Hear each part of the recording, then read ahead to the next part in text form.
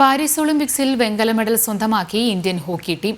വെങ്കല മെഡൽ സ്ഥാനത്തിനായുള്ള മത്സരത്തിൽ സ്പെയിനെ നേരിട്ട് ഇന്ത്യ 1-നെതിരെ 2 ഗോളുകളുടെ വിജയമാണ് സ്വന്തമാക്കിയത്. തുടക്കത്തിൽ 1 ഗോളിന് പിറകിൽ പോയ ശേഷം തിരിച്ചടിച്ചായിരുന്നു ഇന്ത്യയുടെ വിജയം.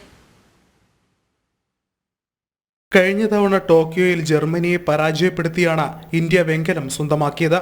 എന്നാൽ ഇപ്പോഴിതാ പാരീസിലും വെങ്കലം നിലനിർത്തിയിരിക്കുകയാണ് ഇന്ത്യ.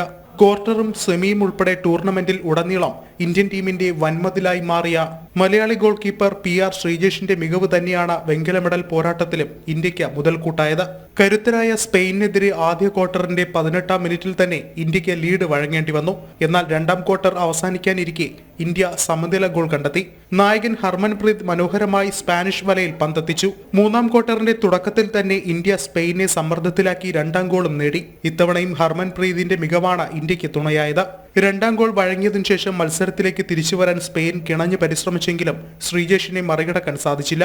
മത്സരത്തിനുടനീളം മിന്നും സേവുകളുമായി നിറഞ്ഞ ശ്രീജേഷ് അവസാന നിമിഷങ്ങളിൽ സ്പെയിനിന് ലഭിച്ച പെനാൽറ്റി കോർണർ അവിശ്വസനീയമായി രക്ഷപ്പെടുത്തി. വിജയത്തോടെ ഒളിമ്പിക്സ് ഹോക്കിയിലെ 4ാം വെങ്കല മെഡൽ നേട്ടമാണ് ഇന്ത്യ സ്വന്തമാക്കിയത്.